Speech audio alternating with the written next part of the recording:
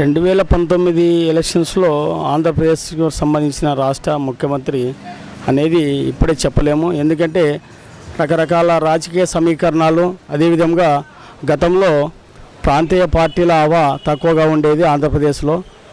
కాకపోతే ఈ 2019 ఎన్నికల్లో ప్రాంతీయ పార్టీల హవా అనేది ఎక్కువైపోయింది. ఎందుకంటే ఈ ప్రాంతీయ పార్టీల్లో మెయిన్ ఉద్దేశం ఈ యొక్క జనాకర్షణ పథకాలని ప్రజల్లోకి తీసుకెళ్ళి ఓటు బ్యాంకుని సాధించాలన్న పర్పస్ మీద ఈ యొక్క విచిత్రమైనటువంటి ప్రజలకు ఆకర్షణీయమైనటువంటి పథకాలని ఆశ చూపి తమ యొక్క ఓటు బ్యాంకుని కొల్లగొట్టాలని చెప్పేసి ఈ ప్రాంతీయ పార్టీలు ప్రయత్నం చేస్తున్నవి. కాబట్టి ఈ యొక్క ఎన్నికల విశ్లేషణ గురించి ఇప్పుడే చెప్పలేము. లోకల్గా వచ్చేసి పార్టీ అయినటువంటి మణిగాంధీ గారు ఎమ్మెల్యే గారు గెలిచారు. ఆయన గెలిచినటువంటి పార్టీ వైఎస్ఆర్సీపీ. రాష్ట్రంలోనే రెండవ మెజార్టీ, అత్యధిక మెజార్టీ సాధించినటువంటి ఎమ్మెల్యే గారు. కానీ ఆయన ఆ పార్టీలో ఉండకుండా ప్రజలు తన యొక్క ఎంతో నమ్మకంతో ఓటేసినటువంటి ప్రజలకు సేవ చేయాలని చెప్పేసి పార్టీ తరఫున గెలిచి ఆయన రూలింగ్ పార్టీ అయినటువంటి తెలుగుదేశం పార్టీలో చేరాడు.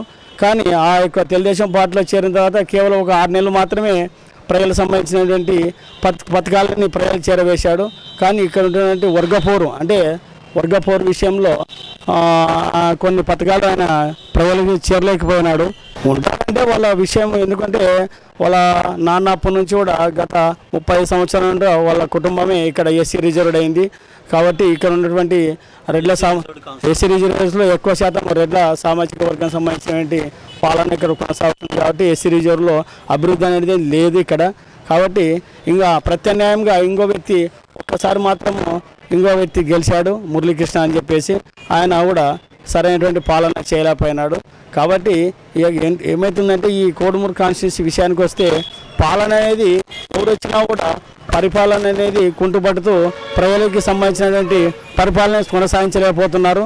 కాంగ్రెస్ కంచుకోవటానుకుంటే వేరే వైఎస్ఆర్సీపీ అని చెప్పేసి వేరే పార్టీ వచ్చినప్పుడు కూడా ఇక్కడ ప్రజలకు అనేది మేలు అనేది జరగలేదనేది నా సిద్ధాంతం. పవన్ కళ్యాణ్ గారు అంటే వాళ్ళ అన్న అయినటువంటి చిరంజీవి గారు పీఆర్పీ స్థాపించి 2009లో ఆయన పార్టీని అతి కొద్ది కాలంలోనే జాతీయ పార్టీ అయినటువంటి కాంగ్రెస్ పార్టీలో విలీనం చేయడం జరిగింది. కాబట్టి అదేవిధంగా ఆయన పార్టీని కొనసాగించింటే ఇప్పుడు మంచిగా ఉండేదని నా యొక్క అభిప్రాయము. ఎందుకంటే ఈయన కూడా ఈ జనసేన అనేది ఈ దూకుడుతో ఈ యొక్క పాలనని పరిపాలించలేదనేది ప్రజల యొక్క అభిప్రాయము. కాబట్టి జనసేన అనేది కొంత ప్రభావము లాస్ట్ 2014 ఎలక్షన్స్లో కొంత ఓటింగ్ బ్యాంక్ని ఏ విధంగా అయితే మద్దతుగా చీల్చాడో అదేవిధంగా ఇప్పుడు మెయిన్ పార్టీలకు అంటే రూలింగ్ కానీ అపోజిషన్ పార్టీ వైసీపీ కానీ ఆ పార్టీలకు మైనస్గా ఉండే తప్ప పూర్తిగా జనసేన అనేది ఇంకా ప్రజల్లోకి పోలేదని నా అభిప్రాయం. చంద్రబాబు పరిపాలన ఉంది అంటే ఆయన వేసినటువంటి ఆయన వేసినటువంటి టీమ్స్ చాలా ఏళ్ళ తర్వాత అవి సుపరిపాలన ఇస్తావు, కానీ అతి త్వరగా ప్రజలకి చేరాలనేది కష్టము. కాబట్టి ఎక్కువ శాతము ప్రజల మీద ఈ యొక్క ప్రజలకు సేవ చేయాలని చెప్పేసి ఆయన ఈరోజు గవర్నమెంట్ ఏర్పాటు చేయడం జరిగింది. ప్రజలు కూడా ఓట్లు వేసి గెలిపించారు. కానీ ప్రజలకు సేవ చేయకుండా పెద్ద విషయాల మీద దృష్టి సారిస్తూ ప్రజల్ని గాలికి వదిలేసి చివరిగా అంశంగా లాస్ట్ 6 నెలల నుంచి ప్రజలకి ఇవి చేస్తా అని చెప్పేసి ముఖ్యంగా ఆ రోజు ఏపీకి ప్రత్యేక హోదా కావాలని చెప్పేసి అంత ప్రజలంతా కోరుకుంటే కూడా ప్రత్యేక హోదా పాస్పోర్ట్ లడ్డా అని చెప్పేసి అనే ఉద్దేశంతో ప్రజలనే తిరస్కరించిన వ్యక్తి ఈరోజు అదే ప్రత్యేక హోదా కోసం ఈరోజు ఢిల్లీలో ధర్నా చేస్తా అని చెప్పేసి కేవలం ఎన్నికల ఓటు బ్యాంక్ కోసము ఆయన చేస్తున్నాడు. సాధ్యం అనేది ఎవరి వల్లనే కాదు, మన వల్ల మనం సాధించుకునే మనకు ఒకప్పుడు మన రాష్ట్రానికి మనకు అన్యాయం జరిగింది. కాబట్టి ఈ ప్రత్యేక హోదా అనేది కేవలం ఆంధ్రప్రదేశ్ 13 జిల్లాలు కాదు, కేవలం రాయలసీమ వెనుకబడిన జిల్లా రాయలసీమ, దాంతోపాటు కోస్తా సంబంధించిన 2 జిల్లాలకు 6 జిల్లాలకు ఇవ్వాల్సినటువంటి ప్రత్యేక హోదా అమౌంట్ ప్రత్యేక వెనుకబడినటువంటి పారిశ్రామిక ఇవ్వాల్సిన దాన్ని ఈ రాజకీయ పార్టీలు, అన్ని పార్టీలు, ఈ వామపక్ష పార్టీలు అయితేనేమి, సిపిఐ అయితేనేమి, సిపిఎం అయితేనేమి, అన్ని పార్టీలు ఈరోజు నాయకులైతేనేమి ప్రత్యేక హోదాని ఒక రాష్ట్రాంశాన్ని తీసుకొని అన్ని విషయాలకు వాళ్ళని పార్టీలను దృష్టి మలుపుకోవడానికి ఈ ప్రత్యేక హోదా ఒక అంశం తీసుకొని ఈరోజు ప్రజలు ఓటు వేసి గెలిపిస్తే ప్రతిపక్షమే అనేది శాసనసభ లేకుండానే లాస్ట్ మన జరిగినటువంటి శాసనసభ చివరి శాసనసభ సమావేశంలో మూడో జరిగింది.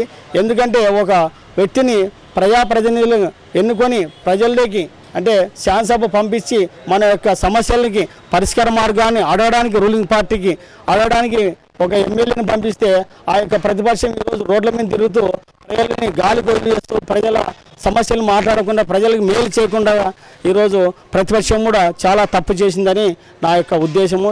ఎందుకంటే ప్రతిపక్షం ఒక చోట పోటీ అనేది ఉంటే దానికి యొక్క విలువ మెరుగు అనేది వస్తుంది అనేది నా యొక్క అభిప్రాయము, అంతే తప్ప. కాబట్టి ఇప్పటికైతే ఏ ప్రభుత్వం వస్తుంది, ఏ ప్రభుత్వాన్ని ఏర్పడుతుంది ఆంధ్రప్రదేశ్లో అనేది ఎన్నికల సమీకరణాలు ఇంకా కొంత టైం పడుతుంది. ఈ నెల లాస్ట్ వరకు ఎన్నికల నోటిఫికేషన్ ఈ నెల వస్తుంది కాబట్టి ఈ నెల తర్వాత ఈ యొక్క పార్టీ అభ్యర్థులు ప్రకటించిన తర్వాత అయితే మనం దాని యొక్క సర్వేని ఎన్నికల విశ్లేషణ చెప్పగలము. అంతవరకు ఏ పార్టీకి సంబంధించి చెప్పలేము. ఈ వీడియో గనుక మీకు నచ్చినట్లయితే లైక్ చేయండి, షేర్ చేయండి. మరిన్ని వీడియోస్ కోసం మా ఛానల్ను సబ్స్క్రైబ్ చేయండి.